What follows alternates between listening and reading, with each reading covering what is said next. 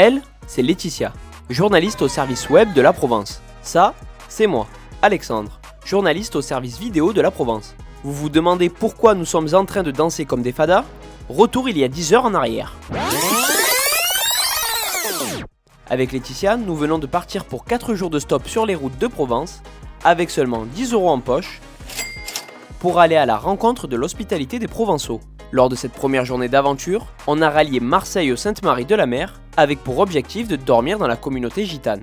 Pour commencer ce périple, et arrêter des voitures, on s'est dirigé vers l'autoroute A7 près de la gare Saint-Charles, où Laetitia, qui est une habituée de l'exercice, me donne ses petits conseils. Bon, faut toujours avoir l'air hyper souriant, accueillant, pour que les gens n'aient pas trop peur et acceptent de nous prendre. Au bout de quelques minutes, on tombe sur Redouane en route pour rentrer chez lui à Brignoles, et lors du trajet, ce Varois nous explique son petit passé d'autostoppeur. Ensuite, il nous dépose à Plan de Campagne où l'on enchaîne 2 stops, le premier avec Kader jusqu'à Vitrolles et le second avec Siam jusqu'à Velot. Bonne journée! Ici, on décide de dépenser notre premier euro pour acheter une baguette de pain, sans savoir que notre repas allait être bien plus copieux grâce à une cliente de la boulangerie. Alors nous sommes au drive du McDonald's de la Phare. Et comme ça me fait de la peine d'imaginer que vous ne puissiez pas manger, je préfère vous offrir un menu enfant. Oui, bien sûr, avec un pain ou à l'île. Allez le jouer. Avec le jouet pour ton fils.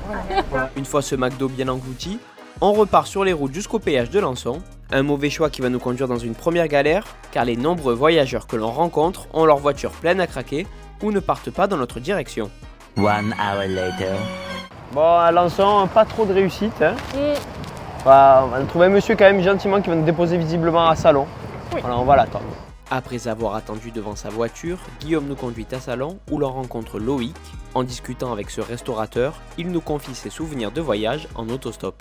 On partait de Salon, on faisait du surf et on se faisait prendre par n'importe qui. Donc le périple durait 2-3 jours, le temps qu'on se fasse prendre tout ça machin. Donc mais c'était des bonnes expériences. Cette belle expérience de l'autostop, Souza, notre dernier conducteur de la journée, en a aussi des souvenirs. Ce Brésilien de la Légion étrangère de Carnou nous raconte qu'il est rentré des plages de Rio de Janeiro jusqu'à chez lui de cette façon. Bon voilà, le joli logo derrière nous, Sainte-Marie-de-la-Mer, on vient d'arriver. Oui, ça y est, on est arrivé! Grâce à Souza, qui nous a déposé jusqu'ici alors qu'en fait il habitait un quart d'heure plus haut. Il a fait un détour exprès pour nous amener parce qu'il voyait qu'on était un petit peu fatigués et que là, c'était cool de nous aider pour la fin de journée. Si à ce moment-là on était bien content d'avoir rejoint notre point de chute, nous n'avions pas idée des futures galères qui nous attendaient pour chercher un logement. Après plusieurs discussions avec les commerçants, on finit par comprendre que notre premier objectif, à savoir dormir au sein de la communauté gitane, nous sera impossible, car la majorité des gitans est surtout présente au mois de mai lors du pèlerinage qui rend grâce à Sarah la Noire, leur sainte patronne. Mais après 2h30 de recherche, Sainte Sarah nous porte chance. Elle nous conduit directement au restaurant Côté Jardin, où l'on fait la rencontre de Roberto qui nous accueille avec générosité, et surtout de 2 anges gardiens que sont Thierry et Sarah. Moi je suis genevoise et je viens de Haute-Savoie, Genève. Et j'ai toujours je suis venue ici depuis ma plus tendre enfance.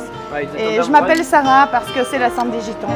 Et oui, qui d'autre qu'une Sarah au Sainte-Marie-de-la-Mer pour nous sauver d'une nuit à la belle étoile et nous proposer un bon repas. Ensuite, la nuit appartient à la fête sur la musique des Soy, un groupe emblématique des Sainte-Marie-de-la-Mer.